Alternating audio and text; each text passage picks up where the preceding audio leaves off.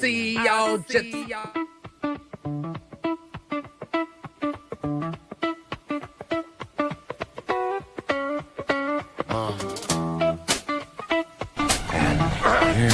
shells, check the feed, check the crates. If it moves in plastic, we talking about it. You actually go outside in these things? What would you prefer? Yellow spandex? Yeah. Welcome to the channel.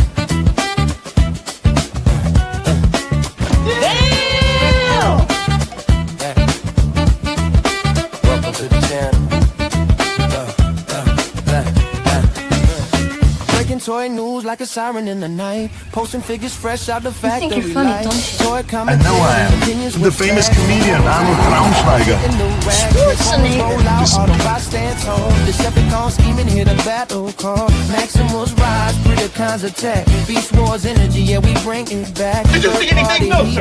I didn't see you playing with your dolls. Loki's on deck, yeah, they switching the game. Dr. Wu, magic, shell presence, wild. From box to bricks, still a toy loving child. G.I. Joe locked in, Cobra strike back. Destro slinging Baroness, yeah, the plot stays stacked. Marvel legends pose like heroes in frames. Superheroes saving days, yeah, they live up the name. Imports on deck, joints straight from Japan. Every figure tell a story when it's sitting in my hand. This ain't just toys, it's a culture to see. Well, I'll tell you, nobody handles garbage better than we do. Online, we talk and we break it. Every single time, this ain't just toys, it's a culture we see. Plastic, You don't remember? For you, the day bison graced your village was the most important day of your life. But for me, it was Tuesday. What are you smiling about? Dude, I almost had you. rolling like a midnight reel. Box office numbers and what critics feel. From trailers to theories, breakdowns on screen, discussing what it means and what could have been. Men on films, vibes, talk cinema deep. And welcome to Men on Films, the show that looks at movies from a male point of view. Closing part, reviews with flavor, not scared of debate. If it's fire, we praise it. If not, Hated it. stay. Yeah, we talk movies the proper way. I don't remember. Dude, that's like a porno. That's such an old movie. Yeah. Buzzing online, we talk, we break it every single time. This ain't just toys, it's a culture we see. From plastic to pixels, yeah, we give you the feel. Let's see! We talk and we break it every single time.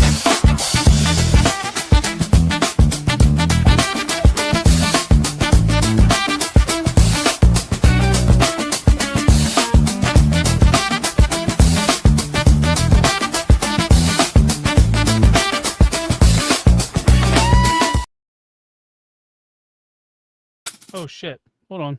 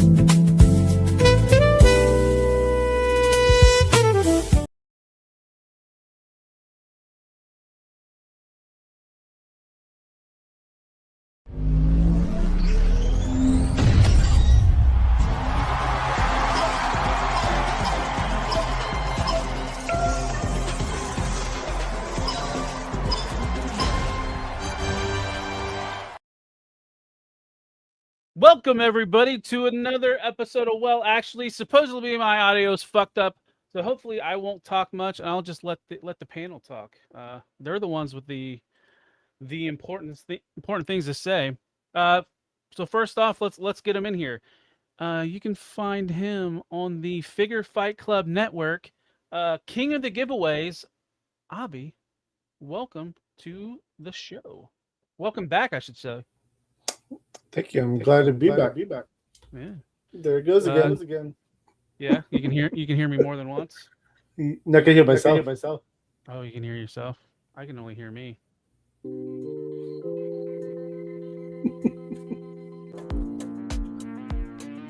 Well, anyways, let's get this shit show rolling, I guess. Next up, Kastor's Corner is back, and he's got a bone to pick with Avi. No, I think it's the other way around. Oh, Is it? oh, I beat you last time. did he? I don't remember. Plastic Boy Wonder beat me. Oh, okay. I saw Plastic Boy Wonder was in the chat talking smack. Talking a lot of shit. Rita, watch your mouth. Let's see. Next up, he is the heel of the show, always talking shit. Even to people in the chat, sometimes he runs his mouth. Gibbs, welcome. Welcome, Gibbs. I think he's on a delay. This would be great. He's delayed This could be and perfect. hearing twice. Yeah, I don't hear Khalid double talking anymore. I'm always on a delay. That's nothing new in my life. Yeah. I'm always on a delay. Last but not least, a newcomer to the show. I sent him a link and was like, "Hey, check this out. Maybe you might want to be on, or we'll get your crew on. You guys can argue a little bit." Encounter Cultures, welcome to the show. Yeah, hey, what's up? What's going on? Thanks for having Easy. me. Welcome. Bobby? Super Kid, it's not me, bro. It's Callum. Well, anyway, so let's get into it a little bit. Anybody that's new, let's see. Let's bring up the slideshow. So here's some of the topics this week. You know, we try to hit a little bit of video games, toys, movies, TV shows. It's a opinion-based type point system. You guys give good takes. I'll give anywhere between 2 to 3 points. If you talk over each other, or if there's an echo, I guess, or any rants or raves go on too long, you could get muted and you can lose 3 points. We have 3 rounds. The first round is headlines. At the end of that round, we'll put a poll in the chat. The chat gets the vote, and then you'll get 5 bonus points. That could help you, or it could hurt you because somebody could get above you, and you could get bounced out. So let's get started. And let me find the asset.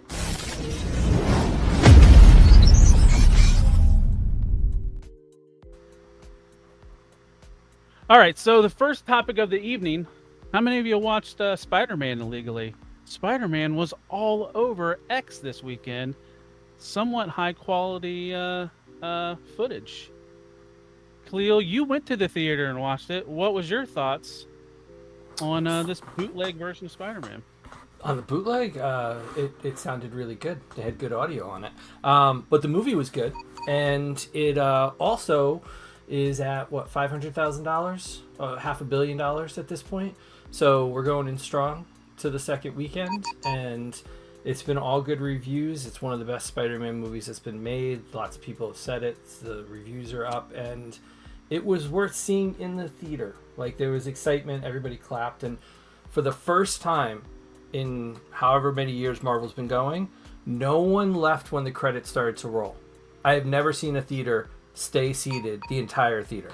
So it wasn't necessarily worth it to stay for the whole thing, but it had that kind of staying power. And the parking lot was packed, so I don't think the bootlegs impacted its box office at all. Gibbs, I see you shaking your head. What do you got to say about this? Is this me now?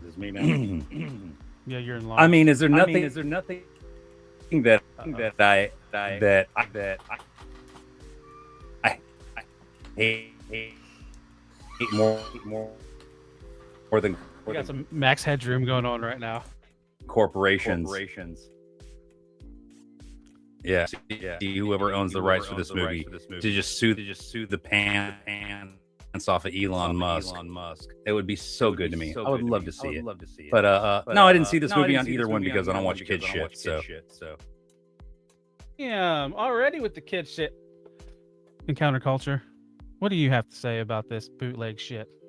All right, so almost 6 million people saw this on X, right? This thing went crazy. People checking the bootleg, and then it still is a hit in theaters. It's on pace for like one of the second biggest openings in box office history, right? So it has had no impact, and I think only drew people to go to see it, right? It had the fact that it's not played any part in hurting the box office for the movie. That's impressive to me. So people want to see it. People are excited. It's Spider-Man. Spider-Man's gonna sell. What do I think about the movie? It was okay. It wasn't my favorite entry into Spider-Man, but I think it was a fun time. I just don't know that I'm sold on the whole Jean Grey thing, if I'm being honest. Nobody likes this fucking movie. You guys are making excuses for everything. Talib, I put you on mute just now because when you go on mute, the echo goes away. So if you put yourself on mute, it'll be easier. So right now, Gibbs and Counterculture and I are echoing like crazy when you're unmuted. So, but it's my turn. I'll go. It sucks that it got released, out on X. A lot of these actors do get paid bonuses and stuff from people watching in the theaters. But granted, it's a big like box office hit, and it's a big franchise too. It's Spider-Man. Who's not going to watch that in the big screen theaters? I mean, except for Gibbs, because he doesn't like watching kids shit. But I mean, again, I plan to take my kids to this movie and go watch it as a family, right? And I think that'll be a lot of fun. And I'm glad it's grossed over whatever, what 500 or 1.5. I'm glad it grossed over that, just because it deserves it. It's a great movie. It seems like I haven't watched it yet myself, but I would love to go watch it on the big screen. I think that's where the biggest effect is. I mean, I have X on my phone. I barely go on X, and I rather not watch a big movie on my fucking phone. Personally speaking. Hey, I turned off echo cancellation. Does that matter? Is there still a fucking echo? Well, you sound good. I sound good now? No, you've always sounded good though. Oh. It's just us. We hear each other talk. Can you guys still hear each other talk now? Since I've been talking? Yes. Yeah, but I mean, again, just kind of going back to everyone but Talib and Khalil sound fucked up. No, it's Super K. Something's going on with StreamYard. We had the same issue on Tuesday on open mic. We figured out who the problem was, and we just muted them for a long time. Yeah, I had the same problem last week. It makes it shitty when it's the host, though. Yeah. Khalil wanted to say something. I think the sheer number of people that I saw dressed up, I think there's still an excitement for this stuff. And I think Spider-Man's going to sell regardless. I think it's going to do better than the other Marvel movies. It's going to bring people in. It's going to bring parents, the kids, and the amount of people that stayed in the parking lot afterwards and just were hanging out and talking about stuff. It was insane. It was like 1999, 1997. Like it was an event to go, and it was a Thursday night. So I think the impact that it had, because by Friday morning that thing was everywhere. And so the fact that even though after 3 more days of it being everywhere, and once it bootlegs, anybody can get a copy of it, whether they took it down or not. So, that's true. Like, it still made the money. And it's on pace to do even more. So I think it's not that necessarily Marvel's back, it's that, it's Spider-Man. He's going to draw. And it's the first time we've gotten an adult Peter Parker story. We have always had teenage Peter Parker and college Peter Parker. This is the first adult dealing with the adult world, and I think that's a different piece. Tom Holland's Spider-Man is the dumbest written character in the MCU. He makes the worst fucking decisions. He makes the worst fucking decisions. They write this dumb fucking kid to make the worst decisions. He. There ain't nothing. What did Catwoman say? There ain't nothing dumber than a smart dumb motherfucker. He made the fucking mutant inhibitor chip. He's basically starting the entire war between mutants. Everything that he does is dumb. And saying Spider-Man sells is like saying Chicken McNuggets sell. We know Chicken McNuggets sell. It's overproduced, overpriced bullshit. Is this your first time with Spider-Man? Is this your first time talking to someone that doesn't placate you? Shut up. It's what Spider-Man does. He was on Tony's side. No, that was the most corny, campy bullshit. He cried more than he swung around the city. Those movies are better. These It's movies true. are shit. He did cry a lot. Cried a lot. I mean, the current Spider-Man, Tom Holland Spider-Man, is my favorite Punisher. Spider-Man. Come on, man. You've never read a comic book, clearly. He makes dumb decisions. So does Khalil, Spider-Man in the it's comics. This movie, shit, that's what I was about okay? to say. Comics This are movie shit is shit. perfect for people that don't know any. This movie is perfect. This movie is perfect for people that don't like comic book characters. If you don't know shit about Spider-Man's, you can go watch this movie and enjoy it. That's who this is made to. So it's made for you because you don't know anything about Spider-Man. You don't know anything about Spider-Man. You don't know anything about the comics either because Peter makes stupid. Watch this shit. Who said anything about watch? He's supposed to be one of the smart. Isn't he supposed to be one of the smartest people in Marvel Comics? He's like up there with like Charlie Black Panther and Tony Stark. Like he's smart, right? He is the Charlie Brown of the Marvel universe in the comics. Sorry, you're wrong. Moving on. For farting. Move on. It ain't your show yet. Echo. Here we go. Anyways, next up, let's move into the next story. Unmuted. I'm sorry. I was waiting for a joke. Yeah. Sorry. All right. Next story. Did you guys hear about EA going private, being bought by I think it was like a Saudi group? Is this good or bad for gaming? Avi, you lead the way.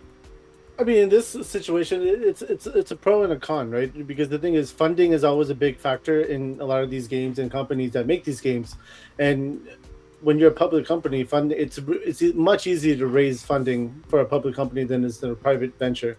Private venture, you have to go through a lot of shit to get funding sometimes.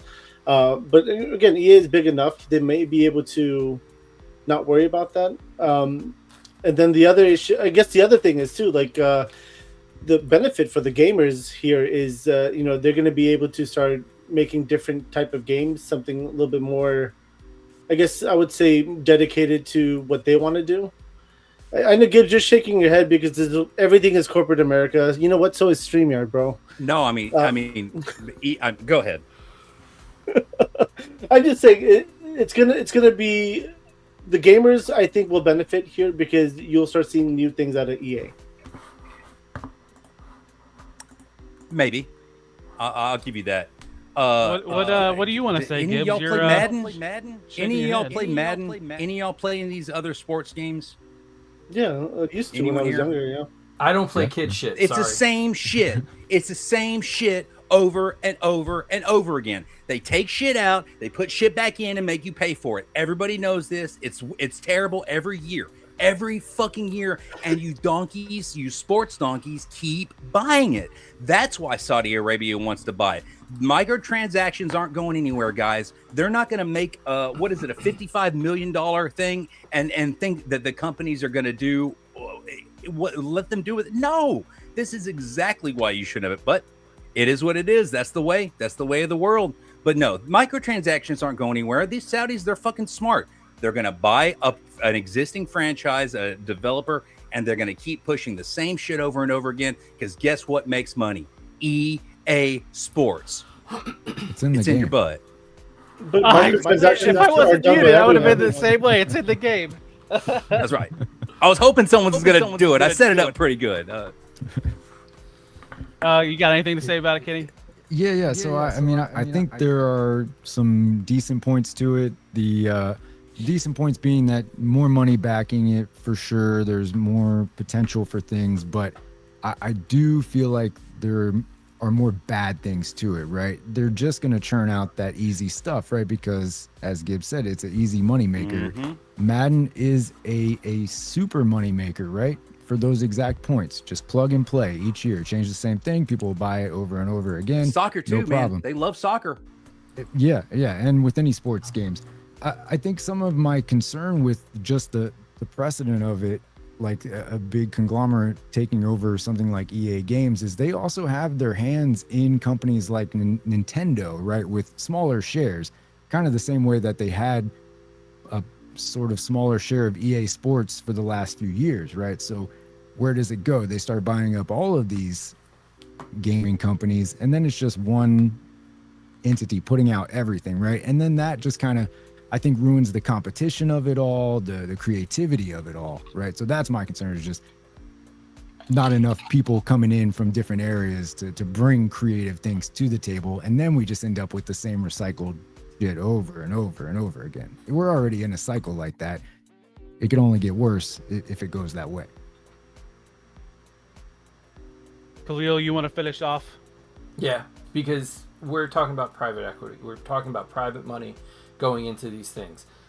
Toys R Us, Borders, KB, all of these companies were bought out by private equity. Now they're talking about Jersey Mike's as a company. They're talking about, Chili's and all these restaurants that are being bought up by these private equity firms. They're being bought out. They're made private, and then the quality just tanks. You get to be less. fair, Chili's is not that great. No, but you get less and you pay for more. I mean, you pay for more and you get less.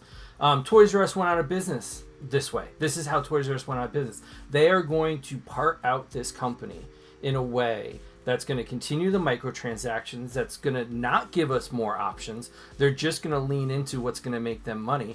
Look at what they're doing with the WWE. Saudis brought up the WWE too with TKO. And now the product's not as good as it was. We're paying more over systems. So you were paying $30 for ESPN. Saudis hasn't bought out WWE yet. Yes, it has. Not officially. They've just given... TKO was mostly owned by the Saudis. That's why they're part of Riyadh season. And so that's why they're over there. Yeah, that's what they have a big part in the TKO. No, they pay more money to hold the pay-per-views over there. That's why. No, they're part of the board. They own part of it. So they are buying up all this stuff, and we're getting less. And I think EA Sports is going to go the same way, and they're just going to keep churning out and churning out and churning out. And when it turns into all digital, which we're going towards, then we're going to really be screwed with all these microtransactions, because we're not even going to have the opportunity to buy older stuff to be able to play on the newer systems. So we're just getting screwed in every way when private equity takes over our systems. It's just going to smaller and smaller and smaller. Look at what Walmart did. Walmart and Target put out Toys R Us and KB and Kmart and everything else. They were going to be the toy center of the world. I understand that, but I'm talking about private equity. That's what we're talking about. We're talking about making this company private. Yes, it is. This is what someone that doesn't know anything about video games is rambling on about. It's about the private equity and going private as a company. So you can. Everybody knows whenever it's gonna. They're gonna pick apart. I have no problems with foreign corporations or I don't have a problem with entities foreign. I'm talking about investing. them private. I'm talking about the private equity side of it, taking it private. I have no problem or no qualms with foreigners buying and investing in things like this. This is the kind of things that, but I don't know if they take it. We're like, hey, we're not going to do another Madden or another FIFA Sports or whatever for like 2 or 3 years, so we can really lock down and see what customers want and what they value. They're not going to be doing any of that shit. That's what I'm saying. And that's why it's like, it is about making money. If you guys think there's any like Thanks for agreeing altruistic, things behind it, behind Well, we started talking about toys because you don't know about anything about this fucking. Wouldn't they be not making money if they don't release the game out every year? Yeah, exactly. Oh, no. Well, that's what I'm saying. They've been doing that, Bobby, and that's the problem. Is that it's shit over and over and fucking over and fucking over again. It's the same thing. Yeah, it's new player names basically. They started putting. They try to put microtransactions in single player games, and people freaked out enough that they finally took it out. But they're going to put it back in there. Trust me, this is going to be some bullshit. WWE 2K25 was like much improved than 2K24, like completely much improved. It had the whole ragdoll effect and everything. But didn't EA make that? But not for another $80. No. It's 2K. I'm gonna have to remember. I gotta unmute myself. But let's move on to another gaming thing. Gears of War is back. Are you guys excited? They're bringing Horde mode back. There's a PvP. It looks like a fun PvP experience. Gibbs, this ain't a kid's fucking game. What do you think about Dude, this? I sold the. I never played. I played a little bit of Gears of War. I wasn't very good at it because I didn't really play that much. We sold the fuck out of Gears of War. People like this stuff. People like the property. People like the character designs, the big broody, like people love that shit. It's basically like their version of Space Marines. So the multiplayer stuff sounds pretty cool. There's supposed to be like a boss rush. There's like multiple multiple PvP things, like groups versus groups. This is kind of the stuff that we have to do this in games to keep people interested, because people like single player games, but like online dudes love multiplayer, and this is going to sell like hotcakes. People still love it, and I think it's sorely needed in this space. I think a good gritty multiplayer online game is going to stand out above the much shitty looter shooters and fucking drop games that they've been releasing lately that have been trash and selling like trash. Fortnite. Everybody loves Fortnite. You got any thoughts on it, Kenny? Yeah, I'm just waiting for the Saudis to buy it. For real. I gotta be honest. I'm not super familiar, but I think the idea of like this 12 player, like PvE, that sounds intense. I'm kind of interested, but other than that, I don't have any strong feelings one way or the other about it. Go ahead, go Khalil. I see you had your hands up. Gibbs argued, we reskin the same things over and over again. Oh, Gears is back. It's just the same shit. I watched the commercial for it, and it's all the cinematic shit, and it's not the gameplay. When you get to the gameplay, the quality's not as good. It's 2026. Why is it not as good as it should be? Or why haven't they equalized that so it doesn't sound like it doesn't look like you're buying one game and playing another? And so it's just the same thing over and over again, right? Make a new game, do something different. What Gibbs is talking about Crimson Desert all the time. He's complaining about doing that. It's something different, right? It's not the same goddamn thing over and over and over again, right? You're right, but a little bit. But it's something different. It's nostalgia. I mean, it's nostalgia, but nostalgia drives everything except for Gibbs. Except for Gibbs, he doesn't like kid shit. He doesn't like the shit we played as kids. He doesn't like all that shit. So you know what, Gibbs? You're right. We shouldn't buy this. I'm sorry. You're absolutely fucking right. Go ahead, Abby. Go ahead. I mean, this is all nostalgia based, right? They're really re-releasing this or coming out with a new version of this game. And it's been a while since they released one. Hey, it's my turn to talk. Who hasn't played Gears of War and then like really enjoyed the game? Even I fucking played it and I loved the game. It was so much fun to play, especially the multiplayer stuff. It was a lot of fun. I mean, dude, the amount of parties you would have playing Gears of War with your friends on multi-screen and shit. It was so much fun, and you bring that nostalgia back to the current market. And I agree. Hopefully they make it for multiple platforms. It's not an Xbox exclusive. I think that would be even better. Going to PlayStation, going to Nintendo, probably not Nintendo because that's more for kids. But PlayStation, I could see that. PC, and then building a world where we could all play together on different platforms. I think that would be even cooler. I mean, they already have. I love cross-platform shit. Is that Fortnite? Yeah, Fortnite does it. All right, Gibbs, finish us off. You had your hand up. We need cross-platform shit. I do think it's a good idea if they did it and it wasn't exclusive. Because, like we were talking about trailers, you could say the same thing about that fucking Wolverine game. It's just like, it looked good cinematic. They didn't really show anything. We can do the exact same thing. But Gears of War is a beloved franchise. It hasn't been released in a while, or they haven't had a new one released in a while. I think this one might have been delayed for a little bit, if I'm not mistaken, something to development. So it's good that fans of the property are going to get one, and hopefully it's good. And why I think the exclusives are kind of shitty, I really hope that they bring it from multiple platforms, because I want everybody to be able to enjoy a property that's beloved like this. Gibbs, just to keep us on track, we're talking about Gears of War, not Wolverine. Don't jump from one to the other. Yeah, but you made that excuse like, it's just you just see the trailer and it just does stuff, and it's like, it did the same thing for Wolverine, and people were fucking But we're talking about Gears of War. Just remember, we're talking about Gears of War.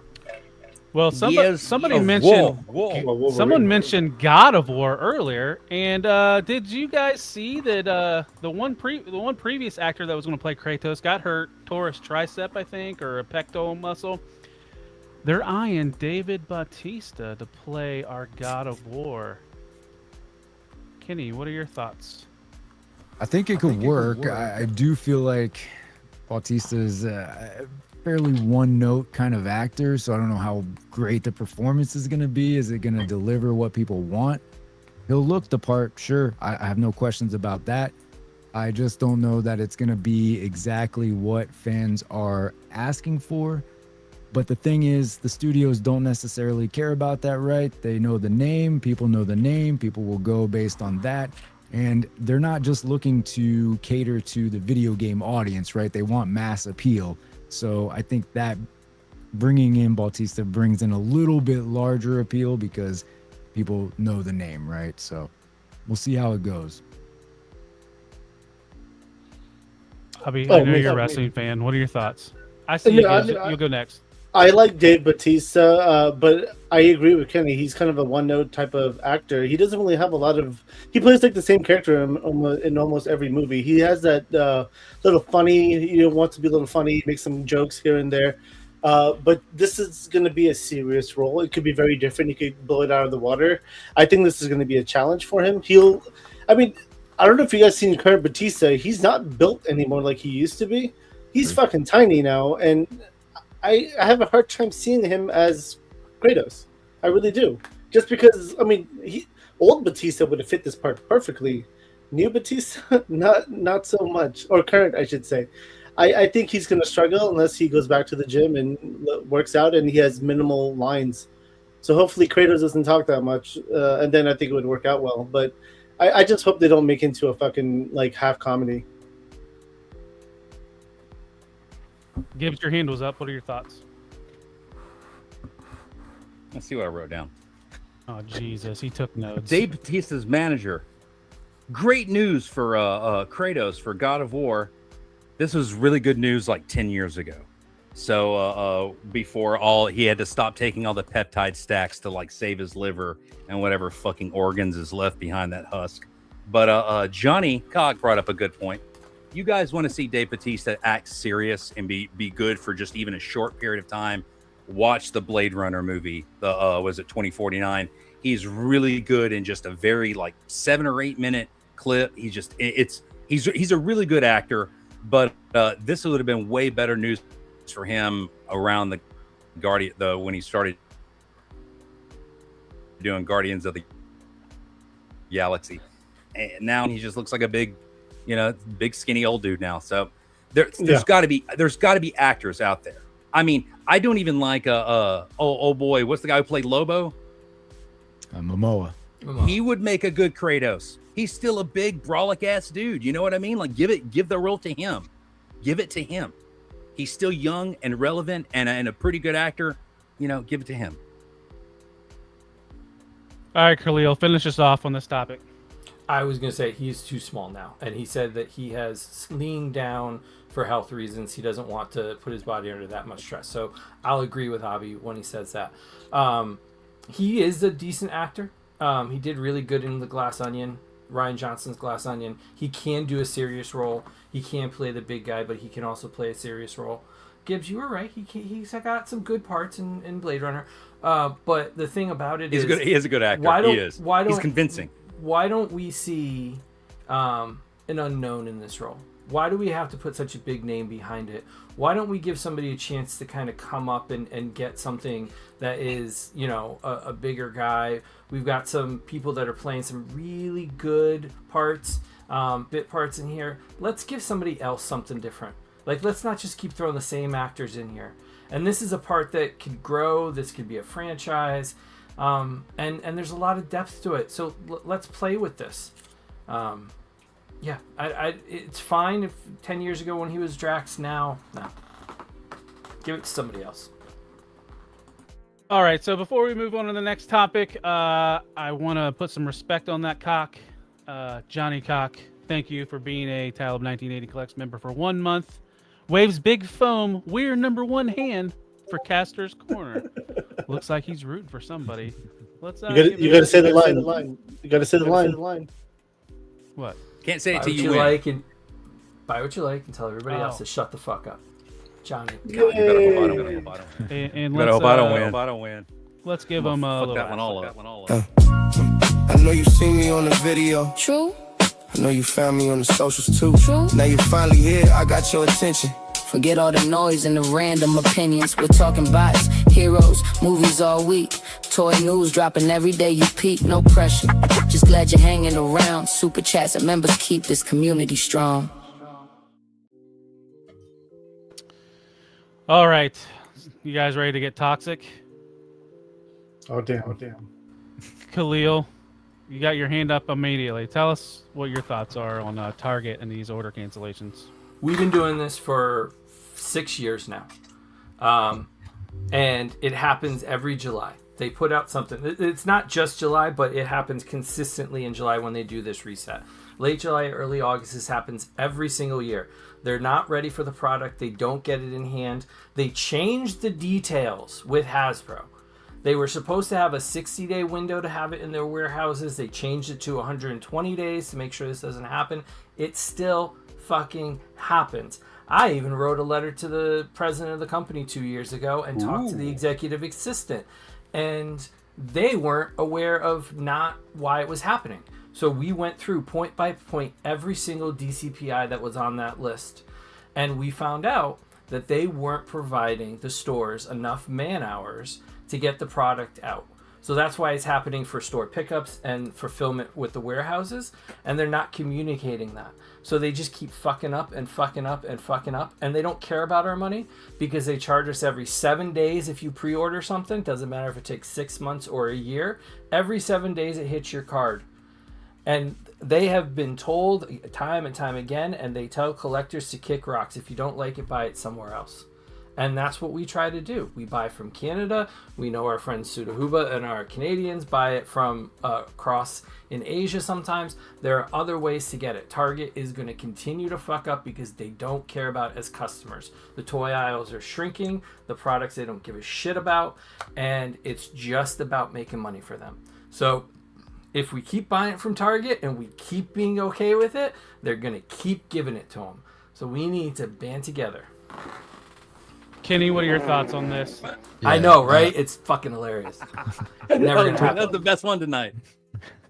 Toys are such a small part of what Target does. They really do not give a shit. Yeah, like it's a couple of things, right? I think distribution is poor already.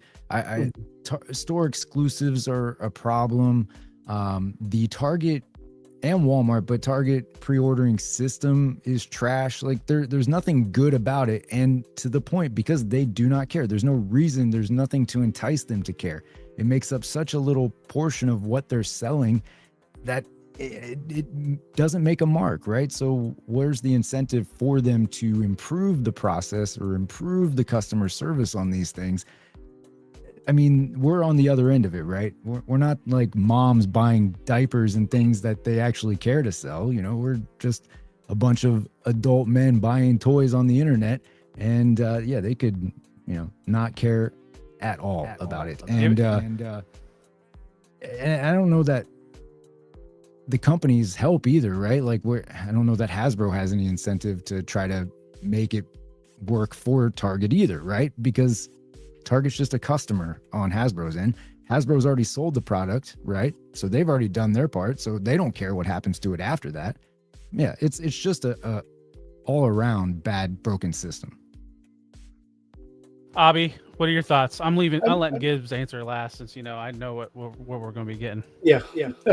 For me, this is nothing new. I mean, Target is doing the same old shit, but again, they're not the only ones who's doing it. Right? Walmart has done cancellations.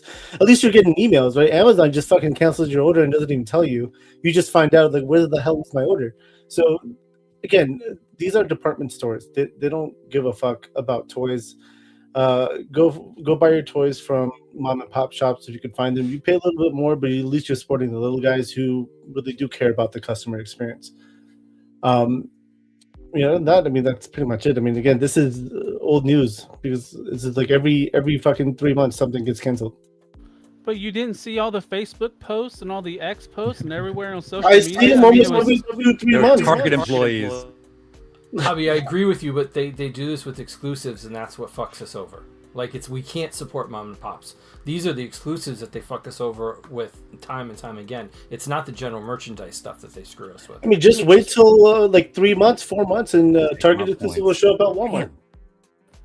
All right, Gibbs, finish this off, and we'll move on to the Well, I next. was gonna say it sucks because this is bullshit and exclusives are bad for customers. On top of it being to fucking Target out of all places, what a bunch of bullshit that is.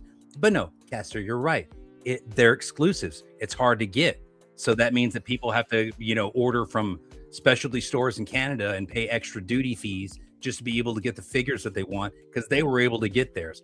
I read because my nearest Target is an hour and 20 minutes away. You know how close my nearest comic book shop is that has shit collectibles? An hour and 30 minutes away. So I don't give a shit if you guys get your fucking toys at Target or not. It don't bother me one bit. So because I don't buy there. But no, I read testimonials and listened to it today that the guy that called it said that this was a Hasbro problem. That's what he said. This is from what this one guy said. He said it was a Hasbro problem that they weren't able to fulfill all the things. And then I read other testimonials of people saying that they saw them setting up mods in the store. They saw the figures there. They weren't able to get them because they weren't out yet. And guess what? Whenever they were able to release them, they were all gone mysteriously. So there's problems in this, guys. It's something that we need to fix. And again, 1001 why we need direct to consumer sales. Exclusives for stores are bullshit. Some people aren't able to get this. I'm one of them. But it's just these two. Every other company's product was on shelf in the last week and a half. Wasn't having a problem with anybody but those two Hasbro products. And that's the fucked up part. So it is a Hasbro problem. It is a Hasbro problem. So that's what the guy said. So I don't know how much scalping is involved in it. I don't know. Target employees like getting the upper hand and selling these things. I don't know if it's just them actually just, hey, we didn't make enough. Oh, we fucked the stores, or it's Target doing it. Regardless, it's bad for consumers. Exclusives are bad for consumers. Yeah, my Ninja Force 2-pack got canceled, so I ordered from Pop Cultura. Under. See, next up, I think this isn't our last one. So, if any of you guys been paying attention to the Energon universe, first we started with Void Rivals, Transformers, we added G.I. Joe, then we added Mask, they added ROM, now we're adding Micronauts, or that's the rumor. Do you guys remember a thing called Revolution? Khalil, start us off. What do you think about Micronauts coming to the Energon universe? I like the idea of expanding and letting all these toys play together. Because at the end of the day, this is what we did as kids, right? He-Man, if they were close enough, right? Han Solo can jump into the pit, or Duke can jump into the Millennium Falcon, and all our 3 3/4 kind of played together. So the fact that all of these toys from Hasbro's world are playing together, Mask is on deck. I want to see Visionaries in there too. I want to see as big of a universe as we can get and let all of these things play together. It's more fun. They're doing it with Thundercats and Silverhawks and Tiger Sharks, and they're building out that universe in those comics. Let Hasbro build out their world here. It only benefits us. The only caveat I will say is the bigger they make this, the more books we have to buy. And if they go too big, we're going to start tapping out because we're going to have to keep up with too many groups of people. So the more streamlined you keep this and the more tight you keep this, and I think, did Kirkman say he wants to keep it to 4 books at a time? No more than 4 books unless you've got like some side quests here and there. So the idea is that like 4 books at a time. So, we got Joe, we've got Transformers, Mask might be coming in. If we get Micronauts, they're going to keep it to those 4 books and, some one-shots here and there. But if you get too many, you're going to burn us out. So keep the story tight, make it interesting, and just keep pushing forward. Kenny, what are your thoughts? Do you think this dilutes the brand or the universe? I don't think it dilutes it. I think it does expand it, and I think Micronauts is about to have a year, right? Look, Marvel Legends is bringing Micronauts into their line, so there's definitely some room there. And, Hasbro is probably just trying to push it, right? And getting that Marvel Legends figure out there, that's bringing in one audience. You put them in Energon universe, that's bringing in another audience. And then the people who just want to see Micronauts, yeah, so bring it all together. Why not? Have a little fun with it. At the end of the day, if everybody's enjoying it and it can be cohesive, I think that's the big thing. Because you do risk diluting it, but I think at this point, adding something like the Micronauts doesn't really hurt anything. And I do feel like they are on the precipice of having a pretty big year coming up. So, Gibbs, what are your thoughts? I don't know anything about Micronauts. I don't even know who they were until Hasbro showed. The Hasbro figure that they showed off isn't that what that is? Is that the same thing, or is it something totally different? Is that that's what it is from SDCC? Okay, so it's Hasbro product. And don't forget about Reaction Plus did Micronauts. Oof. Ugh. Do I have to bring up? You have to talk about it now. No, hey, if you want to learn about robots and shit, Tal 1980 collects Decepticast Monday nights. He goes over this shit. It's awesome. It's a fun hang, and you can learn about robots and stuff, and Rock Lords, and all the other robots that are in existence. Abby, finish us off since Gibbs was floundering and he had to suck off me. I mean, I think it's always a good idea to expand the universe. I agree with Khalil said. You know, we did this as kids. Why the hell not? Would you do it today? And I also agree with the fact that, you know, if you do it too much, it could cause issues. But again, they're just expanding the Hasbro roster right now. So good luck. All right, and I think the last bit for the headlines, I thought this was big. This hit in the middle of Decepticast Monday. Takara revealed their first, and yes, it's technically not first Decepticon because they did a Nemesis Prime, but this is the actually first legitimate Decepticon in the Missing Link line. They're doing a toy deco and tune deco of Soundwave. Gibbs, since you pay attention to everything we say on Decepticast, because you just let us know that you do, I want you to lead the way with Missing Link Soundwave. This is nostalgia. This is 1,000% the shit that you guys are going to buy. That's all. I know it. I see it. It's the same thing. If I see something that I like, this screams my childhood. Absolutely, all of this shit. It screams my childhood, and that's why I'm so thankful that I get to watch your show, so I don't have to buy none of this shit. My wallet is marked safe. My wife's purse is marked safe. I don't have to fucking walk in with boxes of robots and shit and have to explain myself to them. So for that, I'm thankful. And it's good for fans that want this shit. You guys buy everything, man. There are people that want that fucking Scooby-Doo. People buy it. Let's see. Abby, you pay attention to Decepticast. What are your thoughts? Is this the buy or sell thing, or is it just talking about it? Sorry. Just talking about it. Okay. It's the wrong show. No, honestly, I have no idea what the fuck this is, and more power to people who want to buy this shit. So, I never say no to people. I agree with what Khalil always says. It's your toys. You want to buy what you like, and go buy what you like. I have nothing to say with you at all. As long as you enjoy it and you're happy with your purchase, fucking go wild. My brother had a lot of the tapes as a kid. He was into some of them, so I love it. Does it come with a Walkman? Well, it comes with headphones. They're non-functioning because the original toy did. I shouldn't be feeding you guys information. But anyways, Kenny, what are your thoughts on this? Yeah, I'm with Abby. I don't know what the fuck this is, but if it played cassettes, I would buy it just because that would be a great feature. It looks cool. If you like it, buy it. It'd be $400. Maybe $400. Then I wouldn't buy it. I take it back. I retract my previous. You buy old statement. Walkman from the fucking from the swap meet for like $2. Yeah, It's a yeah, pocket. Can you convert that yen right there? I think it's like 140. Be cool. Oh, whew. And how tall is it? And to answer Chuck, dude's question, how big is this motherfucker? It's a 1-for-1 for the G1 toy. It's just updated with better articulation. Cleo, finish us off on this story. This is the perfect way to do it. They're doing the tune version, they're doing the toy version, because there's toy people that want representation for the toys they bought as kids, and they want them to look that way and move the way they couldn't back then.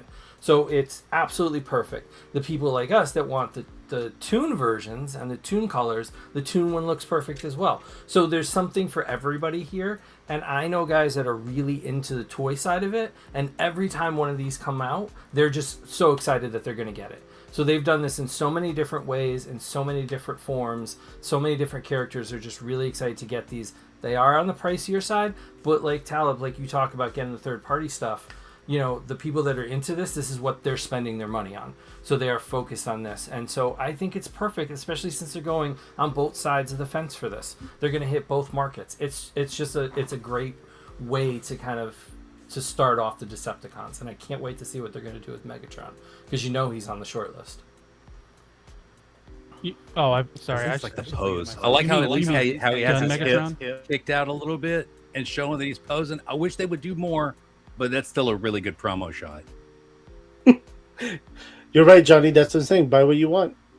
And everybody else, shut the fuck up. All right. Well, it is that time of the evening. Time for an elimination. But before we do that, let's put up the poll. And let's move it over here. Gibbs, tell the chat why everybody should be voting for you. Because there's a bunch of Mexico shit in the next half, and none of these guys, other than Abby, or at least I don't think so. I'm making assumptions. Yeah, fuck it. None of these guys buy adult toys. It's just me and Abby. Me and Abby need to go head to head because we're the only adults in the room. Whoa, adult toys. Calm down.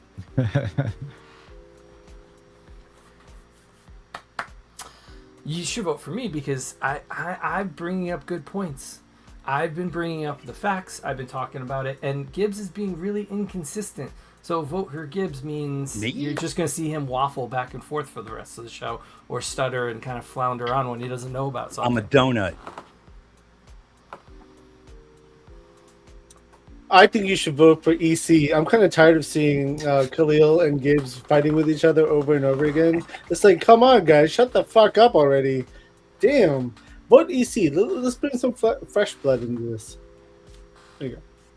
He wants fresh blood. I say vote for Gibbs because I collect kid shit. So yeah, he's right. Let's go, baby. That's it. That's what I got for you. Ringing endorsement, sir. Ringing endorsement. So before we get to that, we got a 1 month super chat. You know, Abby was the first member of my channel. I was, and you're the first. And you were the first member of my channel. Yep. So Abby says vote for EC. Let's give him a little. Wait a minute. I'm 4. I try to act. Say hi, Daddy. Say hi, Daddy. Hi, Daddy. Whose goddamn white baby is that? This is your baby, okay? He's just light-skinned. Mm-hmm. That one might be mine. That one right there. I'm not totally sure. Just because you name him Darren don't mean he belonged to Darren.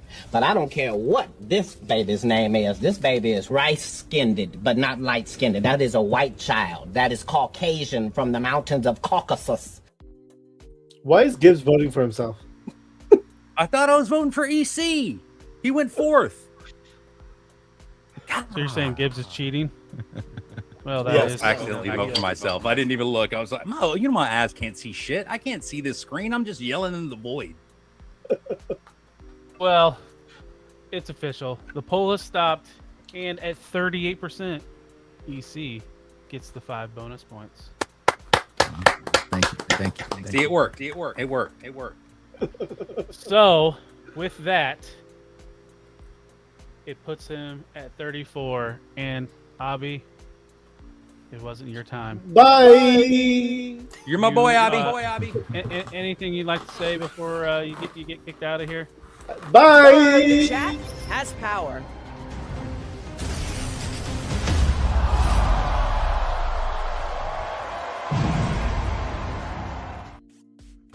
Okay, Abby, I'll represent you. Here you go, Abby. All right, we're down to 3. So next up, it's the buy or sell portion of the show.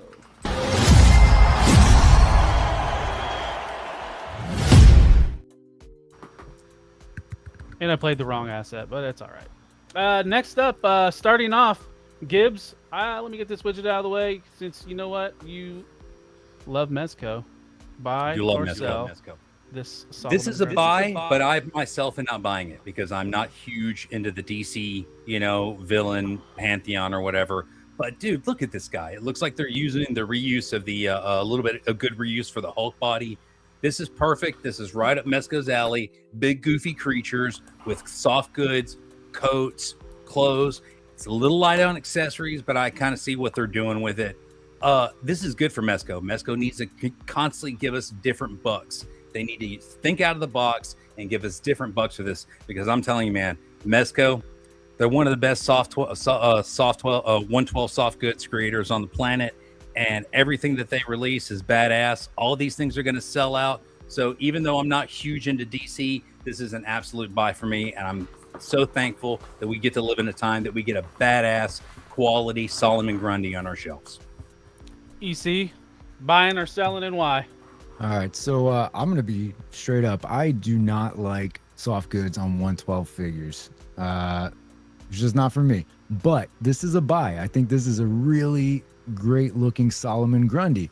The soft goods actually look good. He's a bigger figure, so he doesn't really fall into a 6-inch, size. So that helps with the soft goods.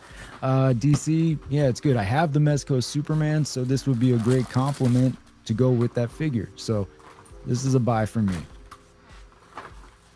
All right, Khalil, what are your thoughts? Oh, look at you stacking. I'm sorry, Gibbs. I've got to move my Mezcos out of the way. I like how they're still in a box and you got shit all around you.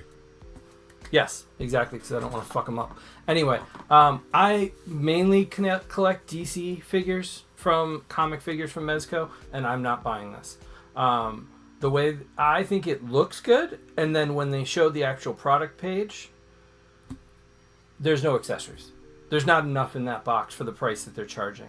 They showed a Green Lantern, chains on him. He doesn't even come with his tombstone. Like, how do you not have Solomon Grundy and just a tombstone with him? Like, at least as a minimum accessory. Like, there's so much they could have done with him. They could have added extra chains for him. They could have given him the tombstone. And they showed all these cool accessories in the promo photos, and nothing's in there. And they're known. Like, I've got, in one of these boxes, a Shadow has a typewriter that you can actually press the keys. Like, there are bombs that light up. There are all these things that they do, and this one doesn't have it, and you're paying a premium for this.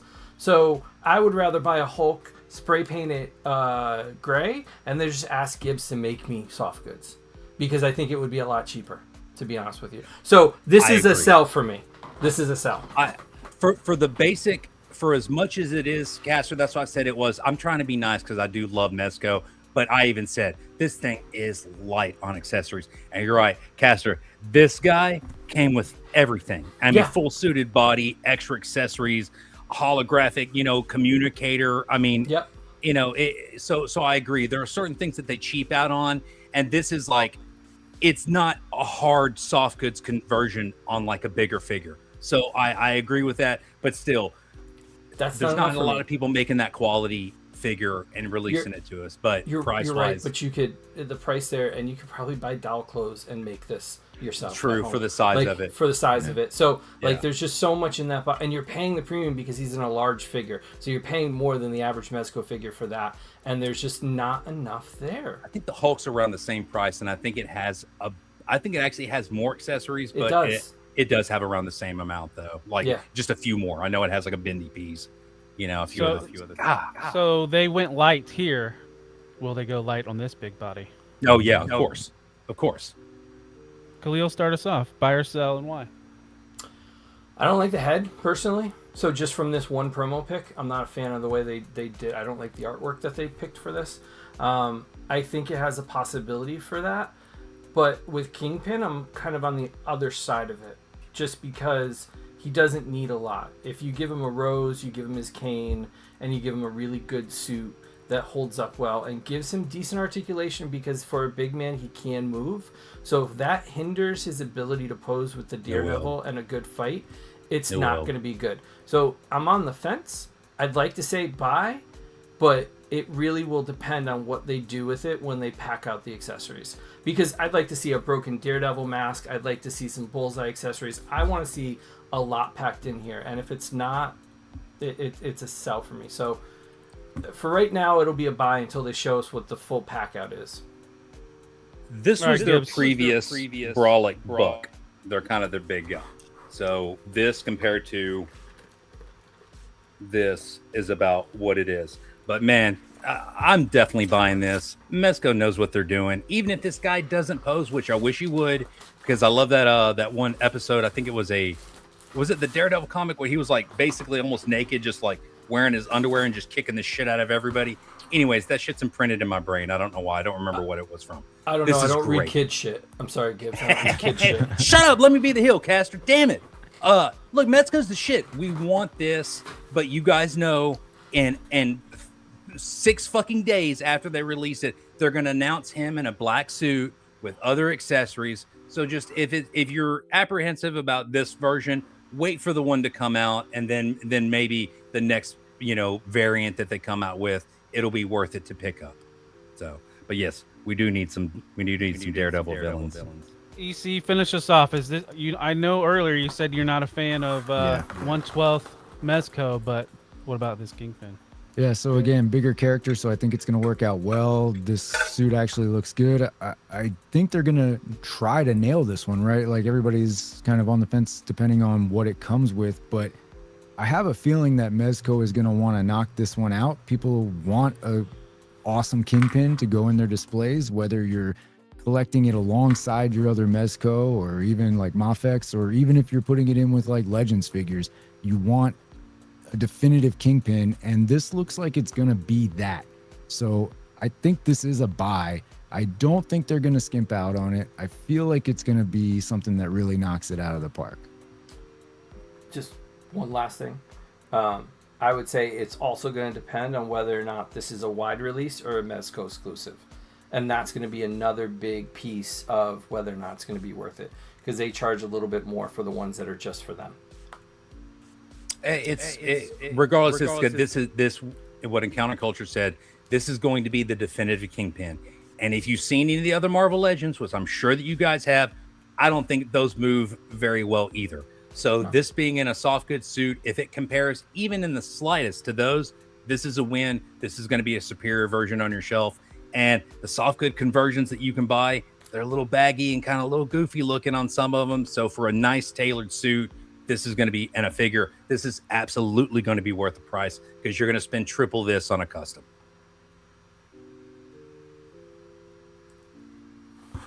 All right, next up, Haya always churning out new stuff.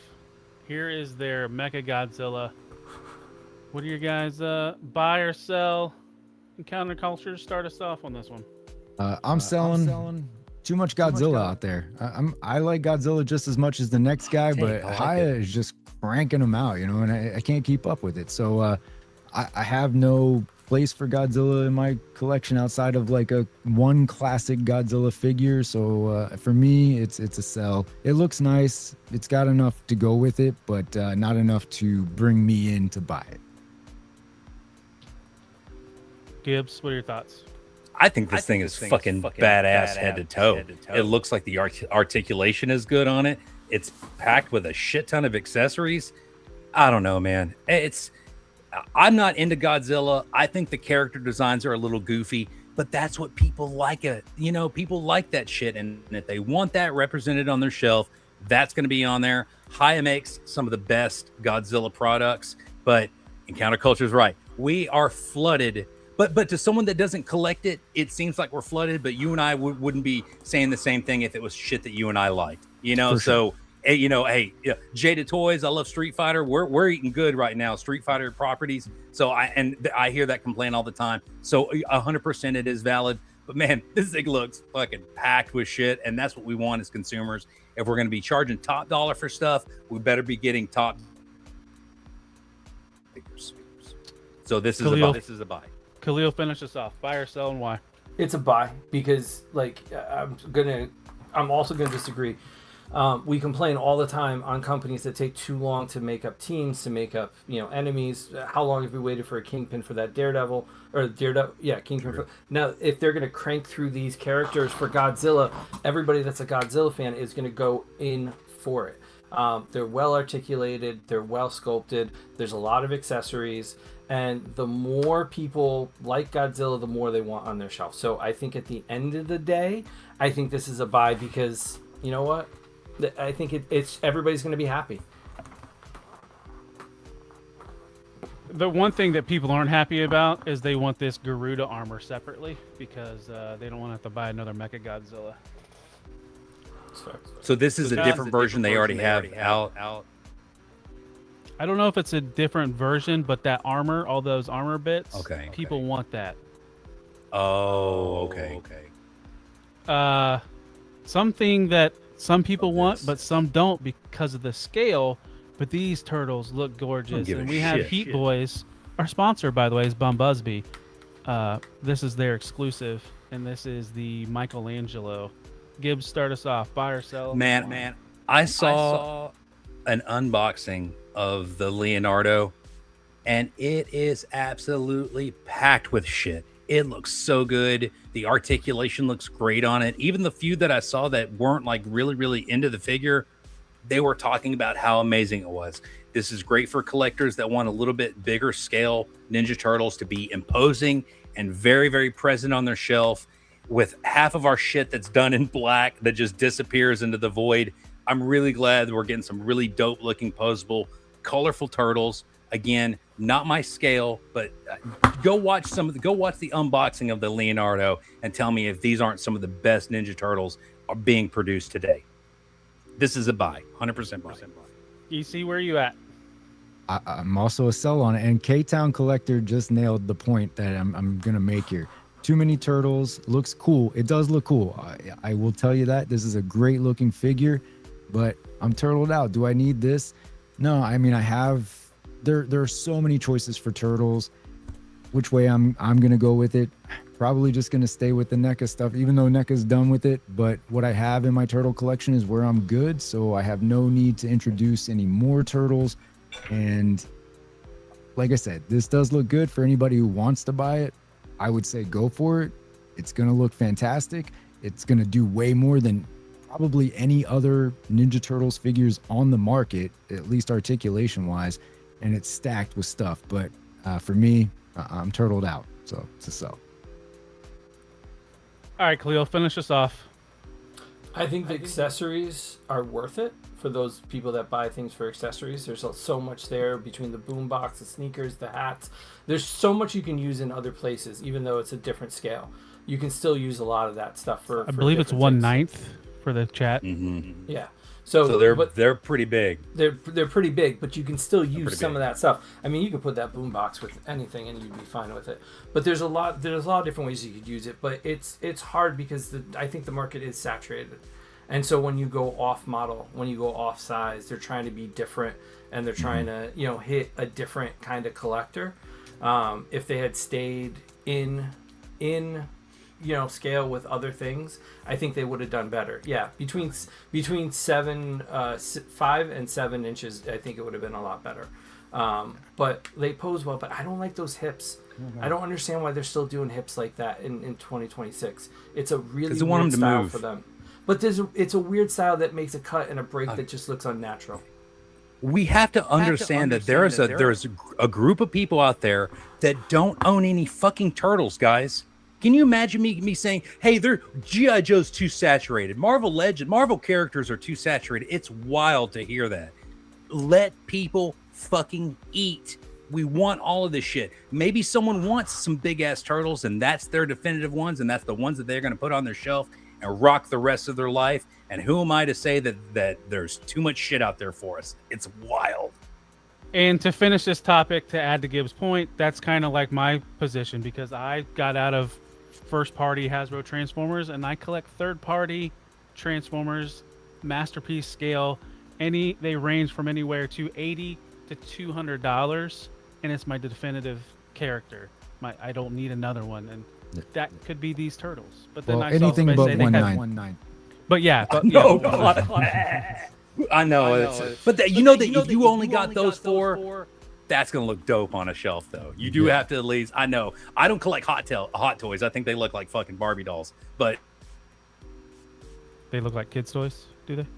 No, they're like hot toys are for people that want to buy Barbies but don't want to spend more money on it. Speaking of toys, this is Absolute Batman from LLPZ, UPN Figurines, whatever the fuck they're called now. Khalil, Khalil, you're a DC fan. What are your thoughts on this? You start us off. Buy, sell, and why? I'm really torn because if they didn't give us that Bruce Wayne head, I'd be a buy, like 100%. I'm like an 80% because that Bruce Wayne head is way too small based on the comics. He is a big, brooding, hulkish kind of guy, and that head just makes him look so tiny in that suit, almost like this, like he's in an Iron Man suit. When in the comics, he is like a big, stout guy. But the accessories, the posability, it's gorgeous. It looks like the comic book stepped off the pages. I think if you're into the Absolute Universe and you really want to build this out, there's no better way to start here. I wouldn't want to buy a McFarlane or a DC version of this if this is out here on the market. Like, this is what's going to raise the level. We say that, letting these companies do this kind of stuff, it raises the tide for everybody else. It raises the challenges. I think this is what does that. And Billy, it doesn't matter how much it is. If you're a fan of this and it looks this good, you're going to buy it. You're going to find a way to buy it. I don't like it. Let us know, Gibbs. What are your buy, sell? I think look, for one thing, I do have to admit, this is the only Batman that if I saw him, if I was a criminal, that I may actually shit myself because he looks intimidating. The rest of, if I see like, can you imagine seeing the 60s Batman just like jumping there? That guy would get his ass kicked. The fucking Wes Burton would get his shit kicked. But yeah, man, his fucking head is too small. It looks like, I don't know what's that disorder, microcephaly or whatever. Like it looks that he's got a look. That is fucking goofy. Look at that tiny ass goofy head. I know he's a big dude in it, but God, there's no way that these guys making decisions that all these people, all you guys talk about how amazing these figures are. There is no way that you can look at that fucking head and say that they made the proper decision to do that. Hopefully they see this, which I'm sure that they don't give a shit anyways. But if they see it, they need to make improvements on it because that makes it look goofy. I would rather them not include that head at all than have that in there. So, but who knows? Maybe you want a good, actual, proper 1/12 scale, Batman head for a real, properly scaled action figure. So this is a sell for me. I don't like it. EC, finish us off. Buy or sell, why? Overall, I think it looks decent. But everybody's on point. That Wayne head is not there. Like it just shouldn't have been included, right? And for a lot of people, it won't even be used in their display. Some people will, but I think a lot of people will just go masked. It really does throw off the entire, like, if we're advertising this thing, it really makes you second guess whether or not you want to buy this figure. And that shouldn't be the case. The thing's stacked with accessories. It does look objectively good otherwise. Looks very posable. I like what the company's been doing, depending on what they're calling themselves this week. But overall, it's going to be a sell for me too, because I don't think there's enough. One, I'm not like that into Absolute Batman anyway, but it's just not there for me. It looks good though. It's just, it's a sell for me. Well, if this Batman's not for you, what about Inart in the Dawnbreaker Batman? EC, you ended. Let's start off with you on this one. All right. I think this looks good. I'm still going to be a sell on this. Again, no place in my collection for this. Nothing that would entice me to buy it. Except for the accessories. I like the way that those look. Those have a lot of usability for anything else in your display if you want to. If you have just Green Lantern displays, you could use those for those as well. I'm still going to be a sell though. I just don't know that there's enough there. All right, Khalil, what are your thoughts on this guy? This is what we wanted the McFarlanes to look like. When they came out, we were excited because when he kicked off his line, even though there are quality issues with it, I'm not going to say that, and there's the paint and everything, we were excited at the beginning of McFarlane because he was doing different shit than we had gotten for years. There was an excitement around this because this was a storyline at the time. These are what we wanted them to look like back then. So the people that like this look, that like these designs, that like this storyline, This is perfect. They are scaled with each other. That Devastator looks amazing next to the rest of them. This is what we want, and all those effects are perfect for the character. So this idea of having the evil, Bruce Wayne version of the Justice League, this is gorgeous, absolutely gorgeous. So if you're a fan of this, it's a buy. It's absolutely a buy. All right, Gibbs, finish us off. I don't like none of this. I don't know what comic it's from. I don't know. I don't like the character designs. I don't like none of this shit. I mean, they look cool, I guess, if it matches whatever art. But you know what? There's too many DC characters being made. There's too many DC characters being made, and I don't want it. I want McFarlane to be the only one to make DC characters, and that's all we need on our shelves is McFarlane stuff. Give us McFarlane stuff. Oh wait, he's not doing that. Never mind. Give it to Mattel. Give it to Mattel. I mean, he's got statues coming. Who the fuck wants some statues, bruh? We want to fucking do this and pose them and shit. I got statues. Well, Gibbs, let's is this a buy or sell? Look, it's a buy for people that like it. The figures look cool as far as their designs go. I'm not into this at all. I don't really like a lot of DC like properties, anyways. But these are expensive. Like Kastor was saying, this is what they wanted with McFarlane. But guess what? You're looking at what, $40 to what, 140? What are these, like 120, 140 bucks a piece? Get the fuck out of here. If they're not covered and has soft goods from head to toe, you can fucking throw this shit in the trash. Sell, baby. Sell. They have more accessories than Solomon Gundry. Well, Gibbs, you're on a roll on shitting on DC. What are your thoughts on Not My Devastator Batman? I don't even know what the fuck this is. I thought the first time I saw it, I was like, wow, what a weird Doomsday design. I was like, I thought this was Doomsday the first glance at of it. So this is supposed to be, who is this supposed to be? Superman? Batman? Get this shit the fuck out of here, man. This goofy looking. Goofy. Are you buying or selling? Sell? Okay. That's what I thought. Sorry. EC, what are your thoughts on Not My Devastator? Also a sell. This is like $165, I think, something like that. There's not enough there for the figure. I just don't see the value there. It looks fine, but there's not enough there to be a buy. Gibbs, you already talked. Gibbs, I was asking Khalil a question. Oh, okay. What the fuck? I asked the questions around Did you watch any of these comic books? Yeah, I read them. I did. Watch the comic books? Come on, Gibbs. You know what I mean? You interrupted me. It's my mojo. It's kid shit. I think this is perfect. Like, I know people that are going to keep most of their McFarlanes, and they're going to buy this, not Devastator. They're going to buy this to go with their other Dark Universe Batmans.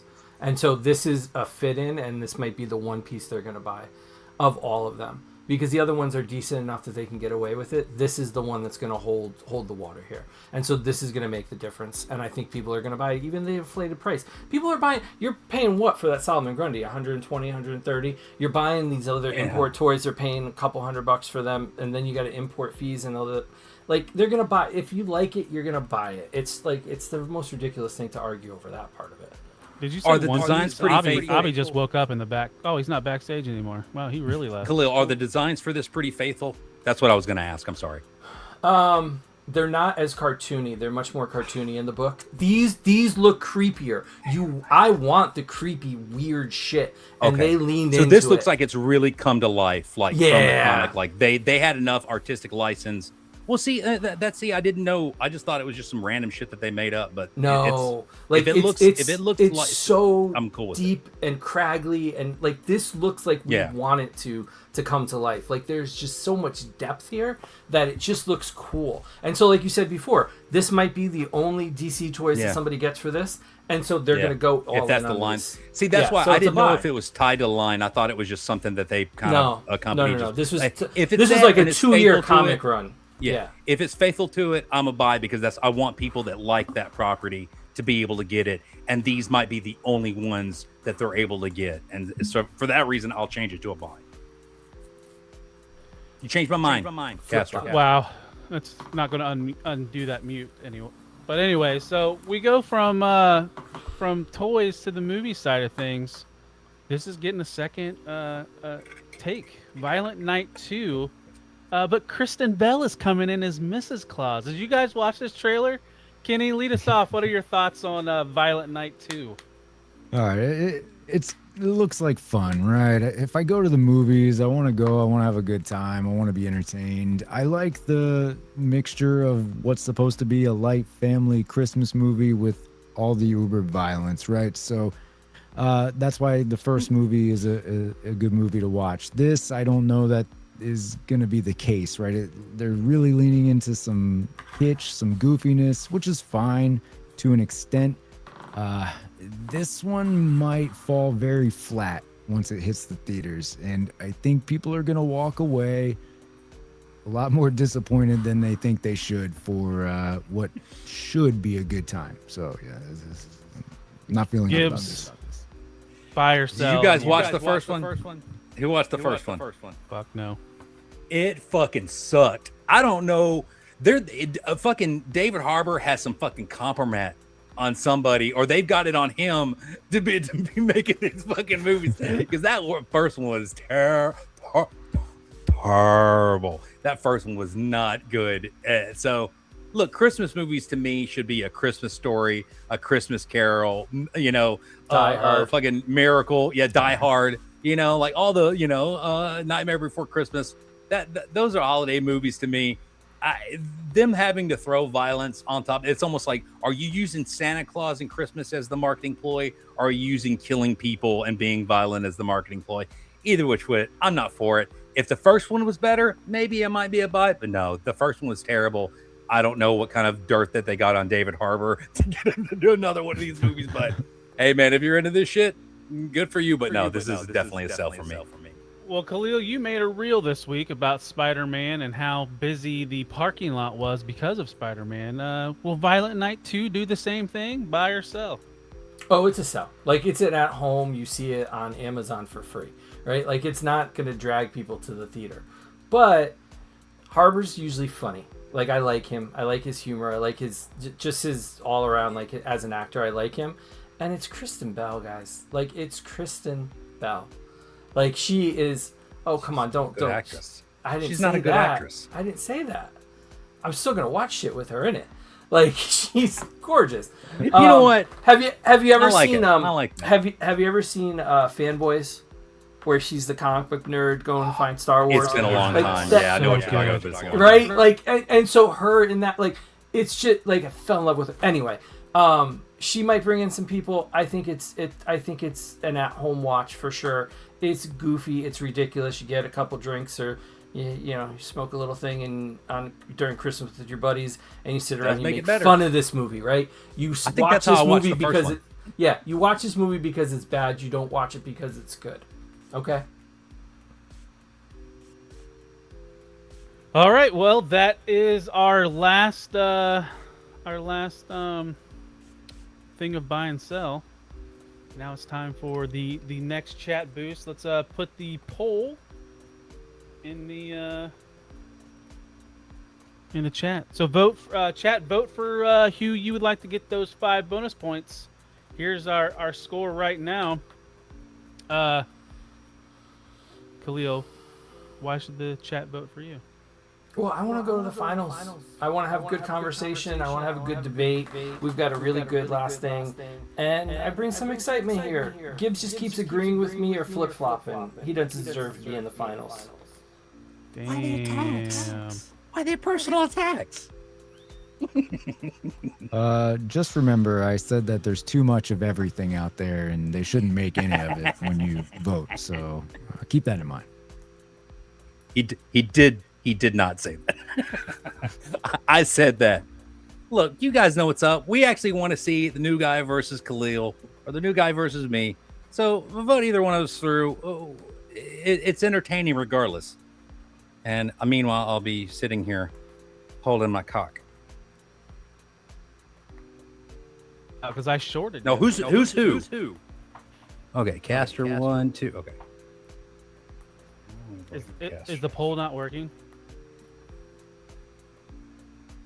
Yeah, it seems like everybody's entering stuff in the chat, but nothing's moving. Nothing's populating. Oh yeah, it's I'm out anyways. You just fucking.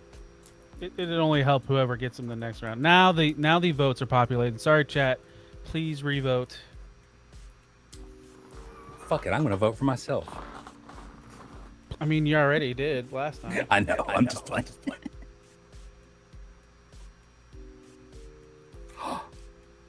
Well, while we're at it, don't forget to join us at the members only after show. It'll be starting pretty much immediately after this. We'll go for like 5 or so minutes, to BS a little bit, and then we'll all carry on to the after show.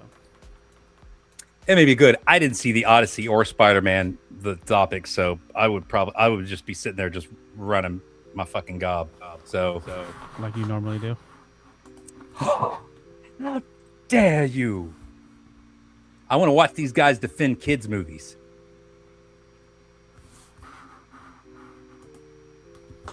I want to complain about the Odyssey not being an all-white cast. Well, I guess there was more votes in the poll, but let's just stop it. There's no way to help Gibbs. Damn. Yeah, I did get myself muted. Yeah, you did. That was the other thing. Somebody asked why you were 10 points behind after 2 Mezco things, and it was because. Look, I'm the new Hendo. I'm the new Hendo. I'm gonna have all the consistent points and be never. The chat has power.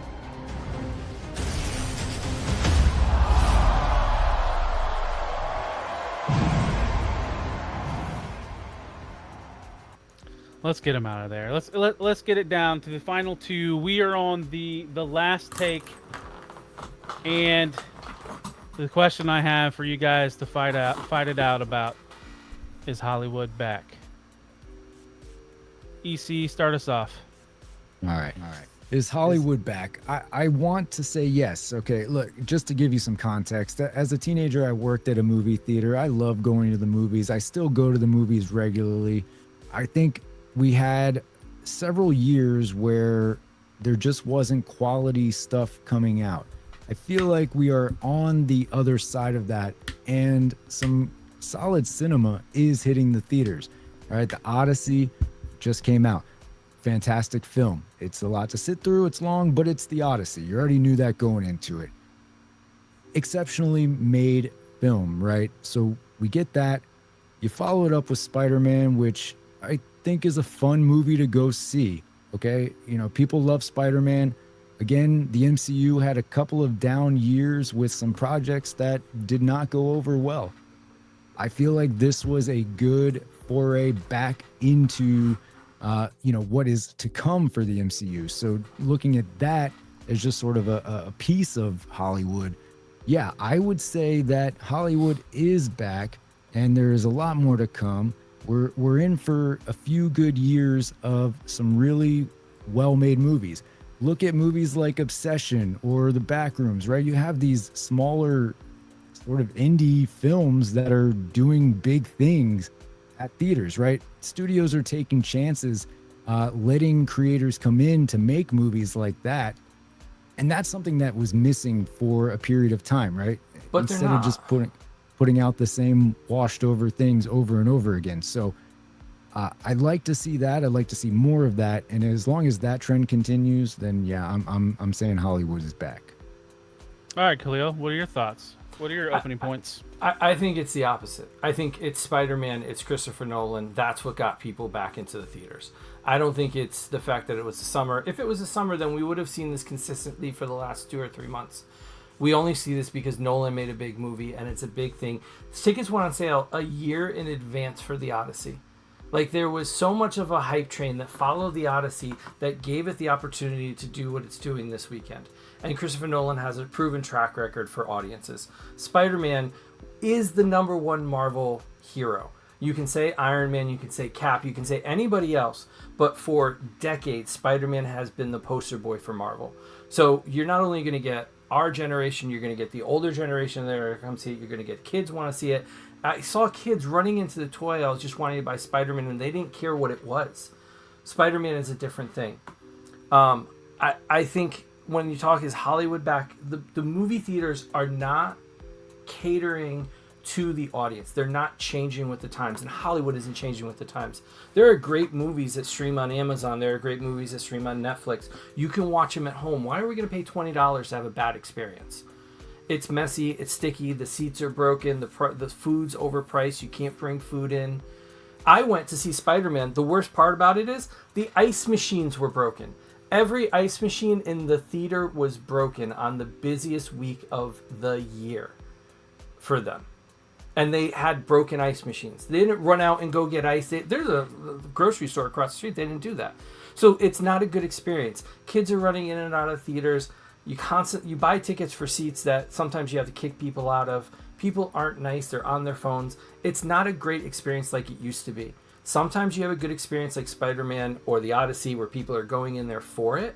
But like you got Oppenheimer and Barbie, right? Those were the two big ones. It was a Nolan movie and a movie that appealed to generations. Spider-Man, Odyssey, again, generations. It's not Hollywood is back. They're not back yet. And I don't think they're ever going to come back. They have to get used to what the new paradigm is of streaming. And to just see that we're just like, oh, they made money, it must be back. It's bullshit. Because they're not giving these indie movies as much time and breath as they should. And things are going in and out of the theater too quickly. EC, you got a counterpoint? I would say that there are theaters that are countering that, right? So like I don't know, not everybody has like Alamo Draft House near them, but if you do, that is a theater experience that is worth going to, right? They cater to the audience.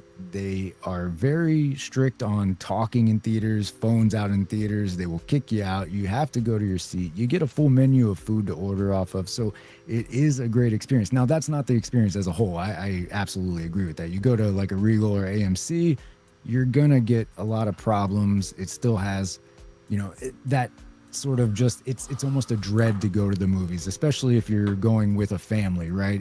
You're spending over $100 just to go to a movie. Yeah. But I do I do think that there are a lot more chances being taken over the last year and change that we haven't seen in a while. So that's what I guess gives me the hope.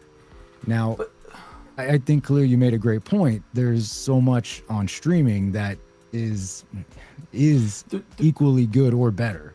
But the reason that the reason that I don't think it's back is because the access has changed and the movie theaters haven't changed for that. These smaller indies should have lower ticket prices. They're giving us higher ticket prices for Spider-Man. I took my kid. I paid almost over $50 for 2 seats on opening night. That's insane. That's crazy. Yeah. In Connecticut. Like, I'm not talking like Manhattan. We're not talking like a big city. We're talking a little AMC in the middle of Connecticut. And I paid that plus food, right? And then we bought food. And then thankfully she didn't want any of the popcorn buckets, but I bought those before. And those aren't like $20 anymore. They're like $60, $70 now. Like, and I have friends that have 2 or 3 kids. You go to the movies, you're spending $200. When if you wait 3 weeks, you can stream it at home for $20 for everybody and make your own popcorn. So like, I think Hollywood is making great products, TV, movies, and everything. The question really comes down to, are theaters back? Theaters are never coming back the way they used to be because we have too much access today. So the idea that like is Hollywood back? Hollywood's been back. Hollywood's fine. They just have to adjust to the new way of doing things, and that's the problem. Because I've watched plenty of movies that went straight to streaming that were as good or better than the movies that I've seen in the theaters over the past 2 or 3 years. Yeah. No, that last point is key. Adapt, right? Yeah. The theaters aren't back. Yeah. I mean, but and they say they want a shared community experience, but they're not giving the breadth to do it. It's like, and I know it bombed, right? I know He-Man bombed. He-Man bombed for a reason because it wasn't given the breadth that it needed to get. The word of mouth didn't get the time. It had like 2 weeks in the theaters. Yeah. And like so a lot of these like smaller indie films that are either really good dramas or really good character. I forget the name of the movie. It was Jesse Eisenberg and Kieran Culkin. It was about 2 kids, 2 cousins going to the pain in the pain, something pain, like the something, is about them going to Poland to see their family that lived there during the German occupation and during World War II, and going back to see that. That was one of the most compelling and enjoyable movies I've ever saw. But I didn't have to pay $30 to go see it at a theater. I had just as good experience watching it at home, and I didn't have my phone out. You make the experience. So like they say, you go to the theater for the shared experience, but people are still on their phones, they're tweeting, they're doing everything. So my question is, starting with EC, does Hollywood need theaters to stay relative? So back to my original point, like selfishly, I would like that, but again, it's tied to like my experiences, right? Like I said, my first job was at a movie theater. I have very fond memories of that job. I still like going to the theater. Hollywood needs theaters, but they also need to figure out how to make it work, right? And the breathing room is a big thing, because I absolutely agree. There's no sense in taking a movie out of a theater 2 weeks into it, right? There's not enough stuff coming out to necessitate moving something out of a theater so quickly. You could let it, I know it costs money for the theaters, but they're already, have the operating costs. They're going to play something. So I just think the adapting to the modern layout is the real struggle for Hollywood. So, but if they really wanted to make this an experience and they really wanted to do a good job, look at what theaters are doing. And when I talk about theaters, I mean like art theaters that you can go to, like you said, Draft House, right? Or if you go see a play or a musical, right? It's an experience. You go there, you pay for something that's a little bit extra, right? If theaters were to provide that kind of service, theaters were supposed to be for the lower class. They were supposed to be for everybody to be able to go to, and they've priced everybody out of the market. And the studios have fucked over the theaters in the end because they're charging so much to rent these movies. It's all about the money, and it hurts us. And it goes back to the first thing we talked about, private equity, right? All these studios, they're condensing into this one big conglomerate that's screwing us all, the viewers, at the end, and they're taking away. So now, that's why everybody watched Spider-Man on X. Everybody downloaded a copy because they don't give a shit. They don't have this loyalty to the experience anymore because they're screwing us over. It's one reason I would love to see drive-in theaters come back in a big way. It's hard, right? You need a lot of land to do that. There's a lot more at stake with that. You have, weather and everything to count for. But I feel like that, even though you're not like sitting next to a stranger, you're in your car next to somebody else's car, but at least you get this different experience, right? Like you're driving in, you can bring your own snacks if you want. They still have concessions if you want those, but then you're going to a drive-in to watch a double feature typically, right? So you're getting two movies for the price of one. Good point. Yeah. It just gives something a little bit more, it's a little bit more enticing, and you're still in the comfort of your own little bubble in a way. But the theaters are always going to be there for the tent poles. Like, I was there when the Avengers tickets went on sale for December. Literally, at the moment they went on sale, I was in, I had my seats. It booted me out and put me in a queue because I got there 30 seconds before they actually opened. I was in that weird window. And in that 30 seconds, every single seat sold out for the first two opening night shows. And I had to get a 1 o'clock that day, and I have to sit, like, separated from people. Like, it's insane. So, like, these big movies, Nolan movies, Marvel movies, they're going to bring people in. Spider-Man, the Avengers, Star Wars, to an extent, if it was Star Wars again, would bring people in. And that shared experience we all love. Like, we clapped at the end of the movie. We all watched it. We all sat in the parking lot and talked about it after. We were, be quiet as you're walking out. There is still that in us, but it's not. We're not going to go see these indies there. It's not going to happen. So give us the avenue to see those, or make them cheaper, or give us the opportunity to see those on a more regular basis. I have to wonder if, it doesn't make sense from the theater standpoint to lower prices, right? Because they're already getting screwed over by the studios. So the studios would have to help out with that, but there's no interest there for this. Well, but they're not taking chances on the smaller stuff either. So like it's just it's we're just screwed in every way, shape, and form. Like there's no way around this. Yeah. Last question. With the movies that are coming out, if you love them or you hate them, will you continue? What will stop you from going to watch the theater experience? What's the breaking point? Khalil, start us off. I think it's the type of movie. Like, I'm always going to go see Star Wars in the theater. I'm always going to go see a Marvel movie in the theater. I'm going to go see the big movies that necessitate seeing them in a theater environment, right? I am going to default to all the other stuff for other things if I don't have to. I even went to see 1917. It was gorgeous to see it in the theater, right? So when those opportunities come up, we will go and see them. I got you, Johnny. But they're not going to get us for these little indie films. So they have to do something else. And I would like not only Alamo Drafthouse, I would like to see the small independent town theaters step up or get those kind of movies and give an opportunity to be more community events that bring people together. And I think you'll see an increase in theater viewership.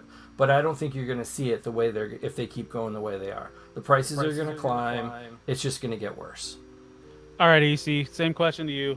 Finish us off. Yeah, prices are going to be the big thing. I like what Khalil said about, in indies and small town theaters. I would love to see more independent theaters come back. Just bring it back down, right? Like it's become almost this event level thing, but you're not getting treated as an event level thing, right? You're paying all this money for basically a shit experience at this point, except for the fact that you get to go see this movie. Yeah, I think if what would keep me from going is if everything kind of shrinks down to just like, you're already at two major theaters, right? Like Regal and AMC are the two big ones that come to mind. If they merge into one company and now you have that one theater that just gives you the worst experience, yeah, that's where I stopped going. But I do feel like if they could just break away from that, you get a little bit more independent ownership in there. It at least gets the experience to be a little bit better for us as viewers and consumers. So I know we got to get to Johnny's super chat, but like the one thing I will say, and this is the last thing I have, is that if we can do a show like this, and this is not kissing your ass, like everybody streams and does all this different stuff, right? If we can produce this here with this level of quality and this level of production, whether it's your show, my show, any of the shows that we see on today, why are we paying so much to go see a movie? Because it's getting easier and easier. They're talking about doing movies on iPhones now. So like they're filming this stuff. So it's the equipment's getting cheaper. The ability to edit and do things is getting cheaper, but the movies are getting more expensive for us to watch them as a consumer. And I think that is what is hurting us at the end of the day. Good shit, guys. Let's put up the poll. This is for the final chat boost, and while we go through that, we got some housekeeping, as Johnny Cock mentioned. And first off, Johnny Cock with a $2 super chat. Appreciate you.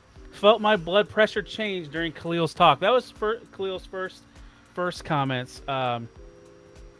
So let's pull you up a video. Appreciate the $2 super chat. The more money you make, the more problems you get. Super chats popping, get a whole chat hollers, more support, more toys, more shells, more dollars. News every week, get a crew, stay locked in. Hit that super chat, keep the channel rocking. More super chats, more plastic, that's the problem now. Every girl I buy my wallet's asking how. Robot got me smiling, bank account got drama. Thanks for back in time, if that's the kind of karma. Every dollar helps keep the live stream alive. You're the MVPs, keep it, collect the dreams alive.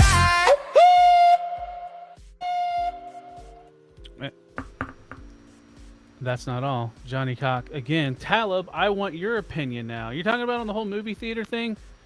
The biggest thing for me is I was at the theaters this weekend and like it was a shithole. Like they like all the upholstery was coming off all the chairs. Some of them, like I did the recliner ones last time I was there. They didn't work, so theater's got some work to do, and I like crap movies, so I don't mind watching Masters of the Universe in the theaters. But thank you for the $2 super chat. And let's see, we got one more from Gibbs. I want both of these dudes to lose. FFC, baby. Another $2 super chat. I set up a goal, but I think I messed up and set the wrong goal. But let's give you an asset real quick.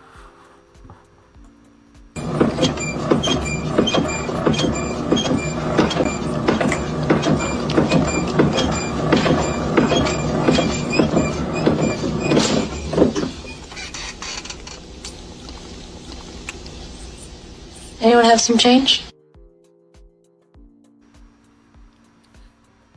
All right, real quick, Khalil, state your case. Why should you be getting the votes? I think I made a really good point. I think I covered a lot. Fig Fan Samurai said I missed one thing, that kids don't find it as important, but I think that's, changing with the culture. So I think that's the one point I will admit to not making. But I think I deserve it because I fought this whole thing. I took down Gibbs, I took down Abi. Come on, guys. Like, the experience is here. I had the good points. Listen, I even voted for Khalil in the chat because he kind of made me second guess my opinion about this, but I still believe that Hollywood is back and there is a lot to look forward to. So we all have the theaters to go to. We all enjoy it, right? We've all been going our entire lives. So it's just one of those fond memories. And just like this moment this evening, this is I'll have this as a fond memory. Maybe not, I don't know, but you guys know what I'm talking about. All right. Don't forget to vote, Johnny. Do you guys see that poll right now? It's 50-50. So if I stop it now, both of you guys will get the 5 bonus points. And I'm waiting for the rigged comments. I think I might have to make a rigged emoji. Now Look, Johnny just voted. It was too late. I already ended it. Who did he vote for? Did he vote for Khalil? He did. Look, you got 2 more ones. If I would have delayed it. Sorry, guys. Man, we did like 3 super chats. Well, Khalil, thank you for participating this evening. I think the Canadians can agree you might have got a screw job here, but they should have voted sooner. Appreciate you. See you on the next one. Oh, did I not play the video? No, I guess that worked out well. The chat has power.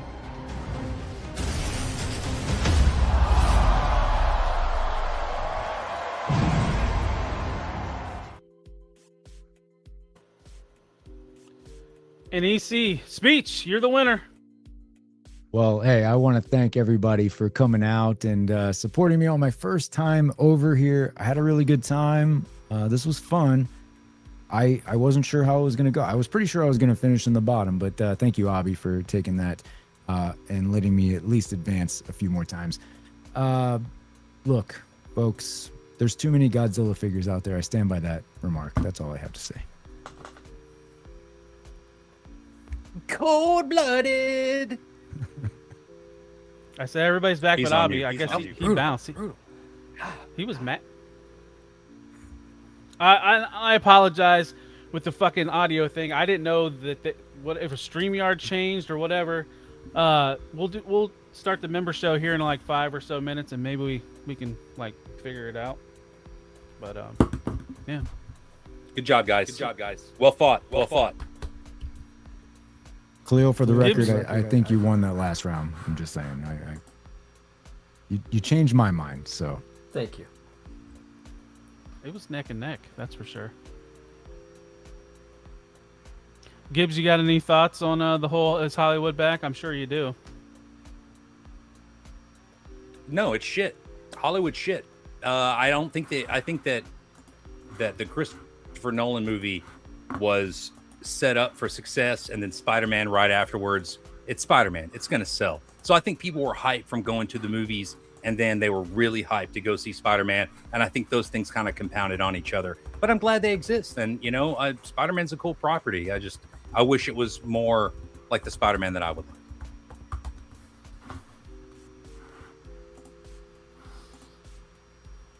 like. Like I said last night, I went to a 10:30 showing at the theater. There was people yelling at the screen. I haven't been to a movie in a while. Dude in the back and yell at the screen. Some kids in the back making out, you know. Oh yeah, and nothing against weed, but it was strong in there. It's a 10:30 movie. That makes sense. It's not like it's polecat in here. Oh yeah. Oh shit. What did I do? Hey. Yeah. 10:30 movie for sure. But I was also one of those ones that watched it on X and watched it at the theater.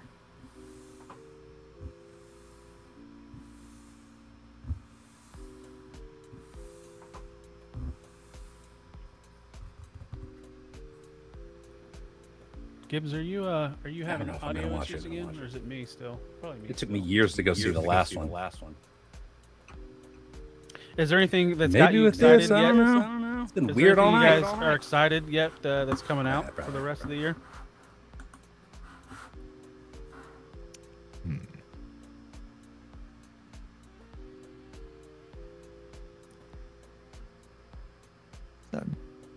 I mean, I think a lot of people are gonna go see Avengers, right? Like, of course, yeah.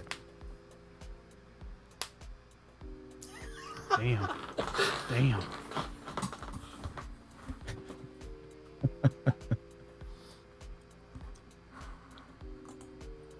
I know Gibbs is never this quiet. I feel like he's trying to communicate. He always tries to communicate. I've tried to. Frozen. Y'all like kid stuff. How am I going to compete against that? Everyone saw really? it. Everyone saw it but me. I'd have to go what everyone I'd have to go on what everyone else had to say, and that's terrible. Gibbs, Super Grover! Isn't this right next to you? I got that. You know what? I got that for my wife because she's a fucking child. No. My child bride like Sesame Street. No. It's sitting right next to you. Go fuck yourself. No, it's not. It's in my wife's office. I got Look, I got Spider-Man's. I got Spider-Man's. Kid shit. The members only stream link is in the private chat. You guys want to shout out your channels real quick, and then we'll start that members stream up. Yeah. Gibbs, start us off. You can catch me on most of the Figure Fight Club stuff. Tal 1980 Collects. Well, actually, I'm going to be with Abby tomorrow night on their Plastic Journey. So please check that out. We're going to talk toys. We're going to talk cool shit. We're going to talk kid shit. We're going to talk customs. We're going to talk all that stuff. Maybe a little dioramas thrown in the mix. Everybody's welcome. And I promise I will be on my best behavior tomorrow. Asshole. Tomorrow. Khalil, what do you got going on? You should go to casterscorner.com to find everything. Saturday night, 9 o'clock. Jason, my friend, is launching his Kickstarter, so come and hear about the new project. It's a really nice figure. Gibbs, you're going to like it. Lots of soft goods and a lot of fun. So, hell yeah. EC, what do you got going on? I saw you guys were live earlier today. Yeah. So every Thursday, what does that mean? Every Thursday or Friday, I have the recap. It's a weekly show. It's the inconsistent show about the consistent flow of toy news and information. That's why I can't pick a day to do it. And then that's on my channel, Encounter Culture. Every Saturday night, I'm over on Just Justin Collects for Collecting Justified. So where I am. Like I said, we're going directly into the member stream. No bullshit. That's what kind of what we do here to entice you guys to come hang out for a little bit longer. I like to see you guys there. Take care.